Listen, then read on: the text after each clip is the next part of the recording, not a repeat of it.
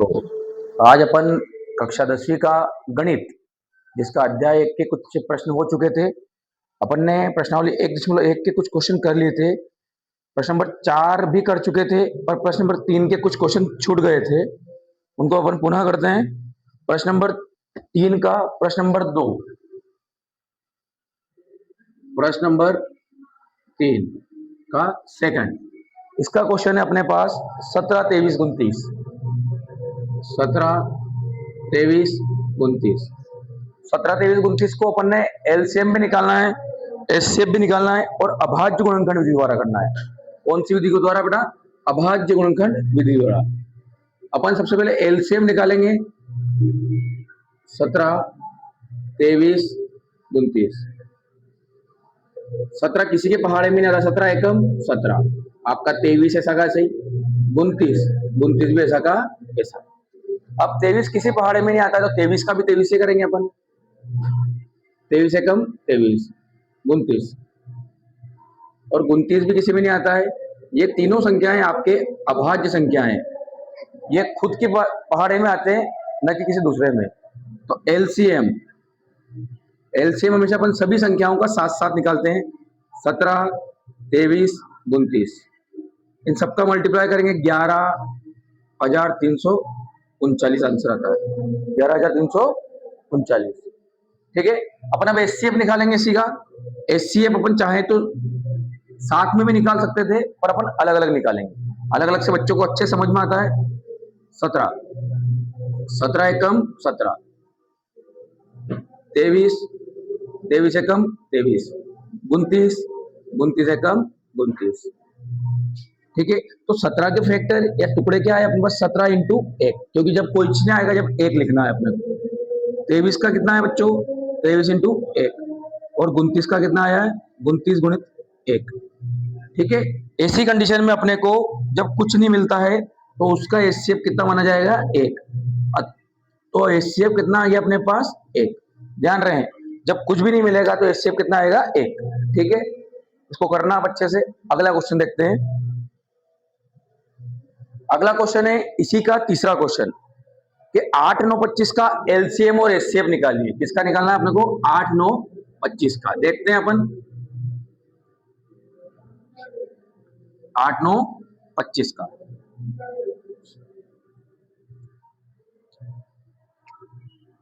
तीसरे का तीसरा 8, 9, 25। 8, 9, 25 एक तरह से बोल सकते हैं ये भी अभाज्य संख्या ही है, फिर भी अपन कोशिश करते हैं एलसीएम, क्योंकि 8 के पहाड़े में 8 2 से भी जाता है पर डायरेक्टली हो जाएगा ऐसे। देखते हैं 8, 9, 25, 2 से गया, 2 चौक 8, 2 के पहाड़े में आपका 9 नहीं आता है और नहीं 25 आता है, इसलिए ऐसा का ऐसे। फिर 2 के पास चलते हैं, 2 दूना 4, 9 ऐसा का सही, 25। 2 के पास गए, 2 एकम 2, 9 आपका ऐसा का सही और 25। 3 से जाएगा, 3 तिया 9, 25, 3 एकम 3, 25, 25 5 के पहाड़े जाता है, पचम का 25, 5 से गया, 5 एकम 5।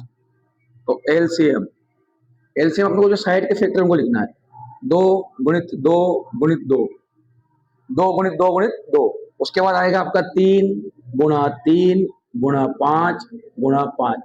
इन सबका आपको गुणा करना है। गुणा करते हैं तो अपने पास आता है एक नंबर 1800। तो एलसीएम कितना आ जाएगा इनका? 1800। अब देखते हैं एचसीएफ की तरफ। चाहो तो एचसीएफ भी निकाल सकते हैं। एचसीएफ इन सबका आएगा 1। न तो 8 के पहाड़े में 9 आता है, न 9 के पहाड़े में 25 आता है, कोई किसी के पहाड़े टेबल में नहीं आता है। तो ऐसी कंडीशन में एचसीएफ को क्या माना जाता है? 1। फिर भी ट्राई करते हैं। 8, 2 चौक 8, 2 दूना 4, 2 एकम 2, 9 के पास चले, 3 तिया 9, 3 एकम 3, 25, पचम का 25। ठीक है, तो 8 के फैक्टर क्या है अपने पास? 2 गुणा 2 गुणा 2, 9 के टुकड़ा है बच्चों 3 गुणित 3, 9 के क्या है 3 गुणित 3। और इसी प्रकार अपने पास 25 का आया है 5 गुणा 5।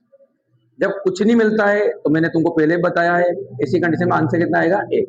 एचसीएफ कितना आ गया बच्चों 1। ठीक है, एचसीएफ कितना आया है 1 और एलसीएम कितना आया है आपके पास 1800। ठीक है, देखिए से आप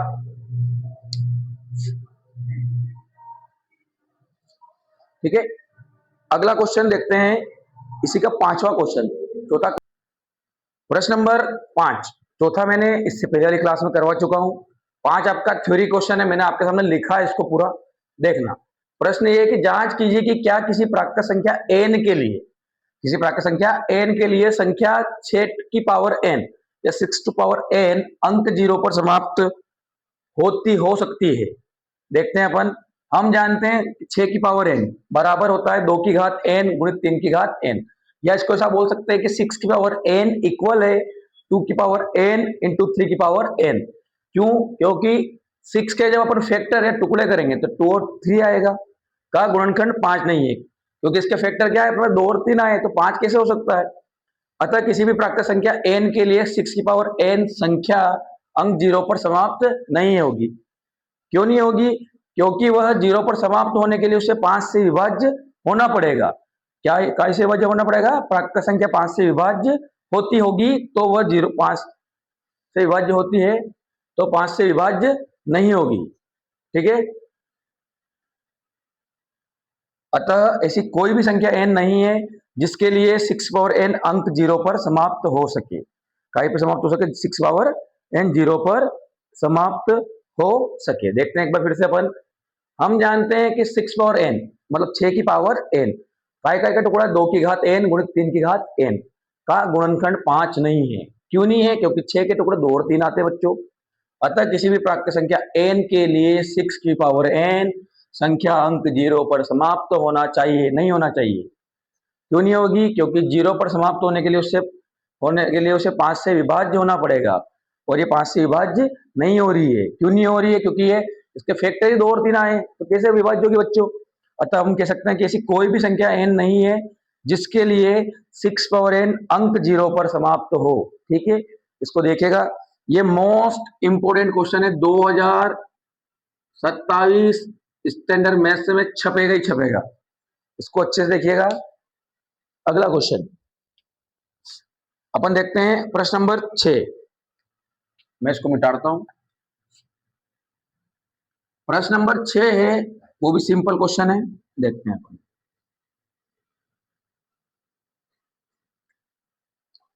प्रश्न नंबर 6 है कि व्याख्या कीजिए कि किसी संख्या, व्याख्या कीजिए कोई संख्याएं दे रखी है 7 गुणित 11 गुणित 13 गुणित प्लस 13 और 7 गुणित 6 गुणित 5 गुणित 4 गुणित 3 गुणित 2 गुणित 1 प्लस 5 भाज्य संख्याएं क्यों हैं। कैसी संख्याएं बच्चों? भाज्य संख्याएं क्यों हैं। प्रश्न नंबर है अपने पास 6, प्रश्न 6। हाँ, ठीक है, सबसे पहले अपन लिखेंगे, दिया है एक संख्या दे रखी है 7 11 13 प्लस 13, यहां से अपने को 13 कॉमन दिख रहा है। क्या कॉमन दिख रहा है? 13। तो हम 13 को कॉमन लेंगे, 13 कॉमन ले लिया बेटा, 7 गुणित 11। जब 13 यहां से बाहर निकला तो किसको छोड़ गया? वो 1 को, 1 को छोड़ गया। क्यों छोड़ गया? तो 13 के पहाड़े में 13 कब आएगा? एक बार में, इसलिए तो यहाँ पर लिखेंगे अपन 13, 11 साथी 77 प्लस 1, 77 कितना होता है बच्चा? 78। कैसा होगा? 78, 78 होगा। तो अपन यहां पर लिखेंगे जो कि एक भाज्य संख्या है, जो एक भाज्य संख्या है। किस संख्या है? भाज्य। इसी प्रकार इसमें और आगे दे रखा है क्वेश्चन में एक नंबर और दे रखा है, तथा 7 6 5 4 3 2 1 प्लस 5, ये सब गुणे में नंबर दिए गए हैं। तो यहां से अपने को दिखता है कि 5 जो है दोनों जगह से कॉमन आ सकता है, तो कॉमन ले लिया। तो 7 6 4 3, 2, 1 और 5 बाहर गया तो किसको छोड़ दिया बच्चों? 1 को। इन सबका जब मल्टीप्लाई करोगे तो क्या आएगा? ये 1008 प्लस 1, तो 5 गुणित 1009। ठीक है, जो भी की संख्या होगी, जो भी भाज्य संख्या होगी, ये संख्या होगी भाज्य संख्या। अतः दी गई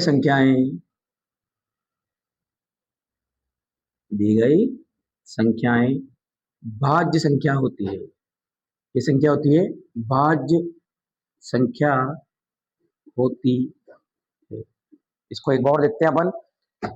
सबसे पहले क्या बोला है कि प्रश्न दे रखा है कि 7 इंटू 11 इंटू 13 प्लस 13, और एक और दे रखा है 7, 6, 5, 4, 3, 2 गुणित 1 प्लस 5 भाज्य संख्याएं हैं क्यों। अपन देखते हैं इसका हल।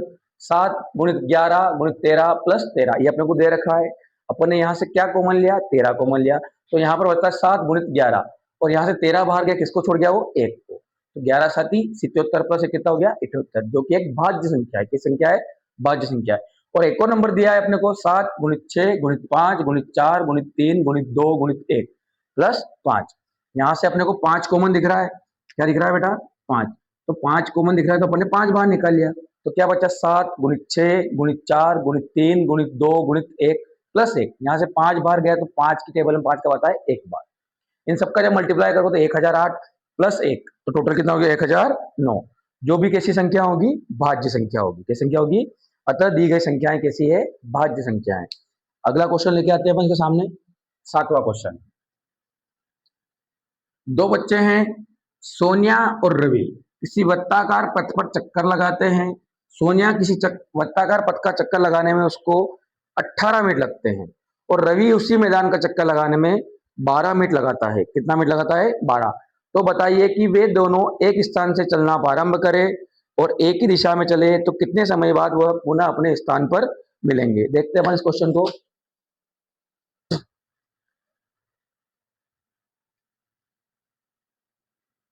प्रश्न नंबर 7 और हल दिया है। सोनिया द्वारा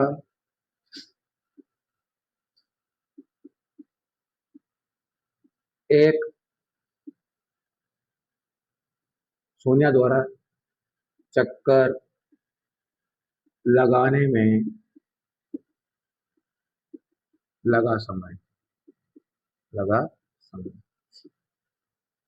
सोनिया को लगता है 18 मिनट। रवि द्वारा चक्कर लगाने में लगा समय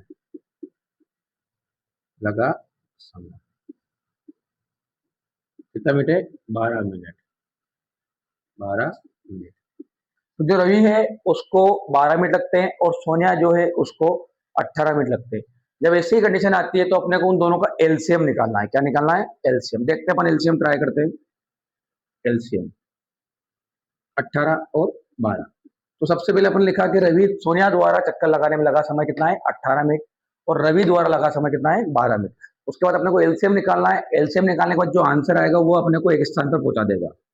2 9 18, 2 चंग 12, फिर 2 से गया 9, ऐसा कैसे ही 2 तिया 6, 3 से गया 3 तिया 9, 3 एकम 3, फिर 3 से गया 3 एकम 3, 3 एकम 3।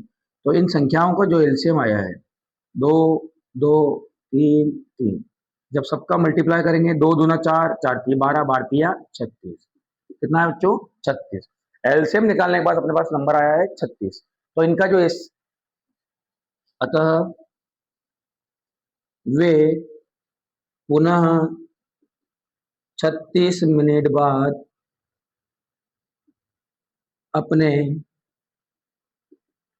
प्रारंभिक बिंदु पर मिलेंगे। प्रारंभिक बिंदु पर मिलेंगे। ठीक है, इसको करिएगा आप। जब दोनों को साथ में, इस टाइप के क्वेश्चन कंपटीशन एग्जाम में भी आते हैं, वहां पर ट्रेन वाले आते हैं, रेलगाड़ी वाले। जब दो ट्रेनें विपरीत दिशा में चलती है तो भी एलसीएम निकाल लेना, आ जाएगा आंसर। ठीक है, अगला क्वेश्चन देखते हैं। मैंने एक एग्जाम्पल छोड़ा है आपके लिए, उसको देखते हैं। मोस्ट आईएमपी एग्जाम्पल है,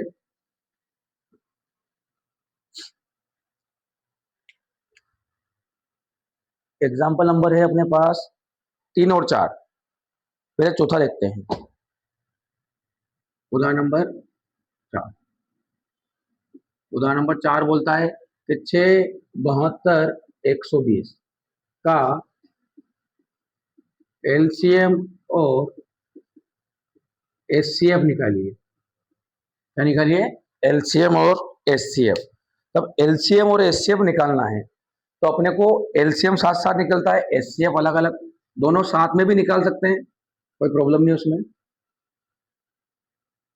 6, 72, 120, दो से गया, 2 तिया 6, 2 तिया 6, एक बचा, 12 हो चुका है, 2 छंग 12। फिर 2 से 120 में देंगे, 2 छंग 12, जीरो की जीरो। आगे क्या करते हैं, फिर 2 के पास चलते हैं। 2 के पहाड़े में 3 आता ही नहीं है, इसलिए ऐसा का ऐसे। आगे गए, 2 एकम 2, एक बचा, 2 8 16, 2 तिया 6, जीरो की जीरो। फिर 2 से गए बच्चों, 3 ऐसा का सही, 2 9 18, 2 एकम 2, 2 5 10। फिर 2, सॉरी 3 से जाएगा, 3 एकम 3, 3 तिया 9, 3 5 15। फिर 3 से गया, 3 एकम 3, 3 5 15। 5 से जाएगा, 5 एकम 5। तो जो एलसीएम आया है, क्या आया है एलसीएम, 1 2 3, ठीक है। तो मल्टीप्लाई करते हैं, 2 दूना 4, 4 दूना 8, 8 तिया 24, 24 तिया 72, और 72 5 एलसीएम आएगा 360।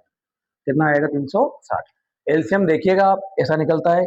और एलसीएम का आंसर इन सबका मल्टीप्लाई कर लोगे तो क्या आया है? 360। एचसीएफ देखते हैं। एचसीएफ आप इसी में भी निकाल सकते हैं, 6 आंसर आएगा, पर फिर भी एक बार ट्राई करते हैं। 2 तिया 6, 3 एकम 3, 72 को देखते हैं।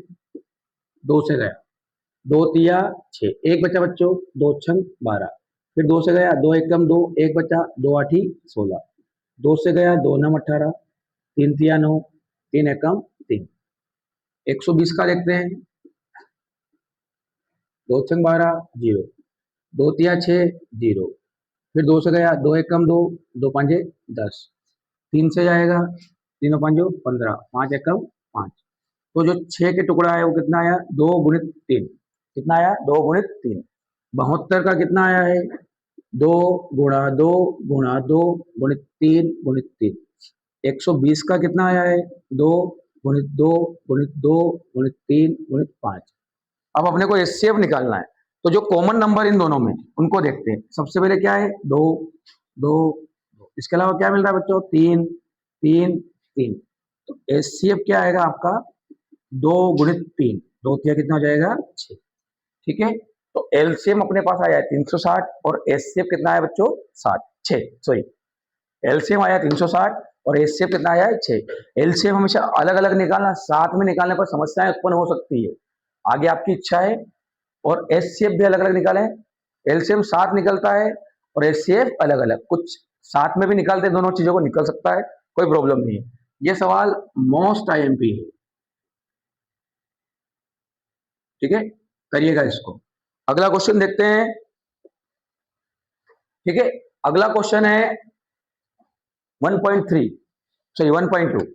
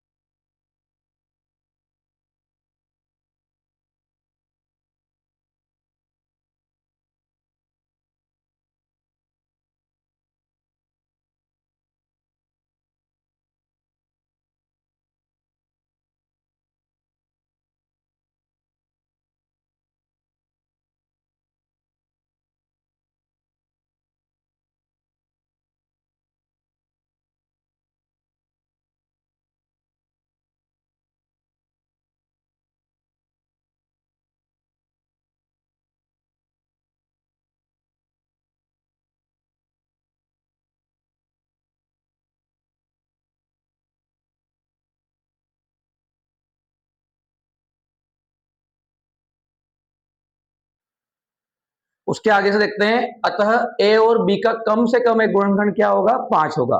क्या होगा, 5, जो कि एक विरोधाभास होने के कारण ए और बी क्या है, सहअभाज्य पूर्णांक है। कैसे पूर्णांक है अपने, सहअभाज्य। अतः इससे निष्कर्ष निकलता है कि √5 एक कौन सा संख्या हो जाएगी, अपरिमेय संख्या होगी। कैसी संख्या होगी, अपरिमेय संख्या होगी।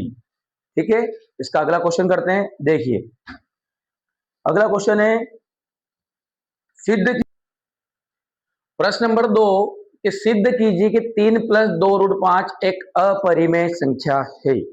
इस संख्या बेटा अपरिमेय संख्या है। माना 3 + 2√5 एक परिमेय संख्या। अपने को जब भी किसी संख्या को अपरिमेय सिद्ध करना हो तो उसका उल्टा मानना है, तो अपने उसका मान लिया उल्टा। 3 + 2√5 कैसी हो गई, परिमेय संख्या। ए और बी दो सहअभाज्य पूर्णांक है। कैसे पूर्णांक है, ए और बी द सो अभाज्य पूर्णांक संख्याएं ए और बी दो है। तो 3 + 2√5 बराबर आ गया ए बटा बी। ये प्लस का 3 उधर का हो गया बेटा माइनस का, का हो गया माइनस का। ये दो इसके गुणे में कहा जाएगा, दोनों के बटे में। चाहो तो एक साथ भी लगा सकते हो या अलग अलग। ए बटा 2b और 3 बटा 2। तो √5 किसके बराबर आ गया, ए बटा 2b माइनस 3 बटा 2।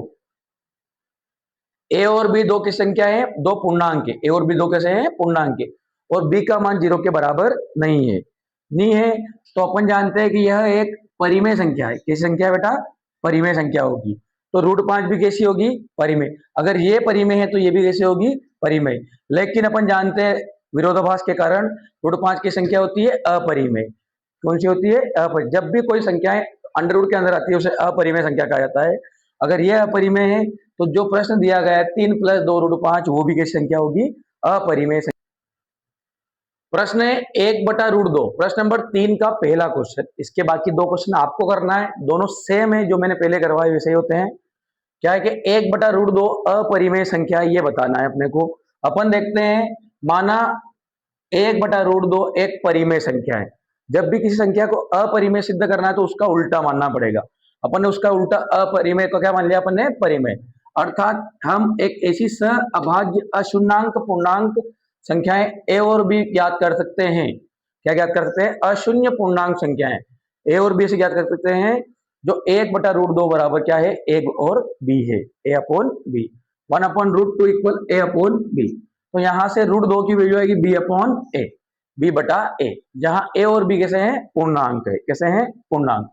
अतः बी बटा ए एक अपरिमेय संख्या है। किस संख्या है, अपरिमेय संख्या है। तो √2 भी किसी संख्या होगी, सॉरी सॉरी सॉरी,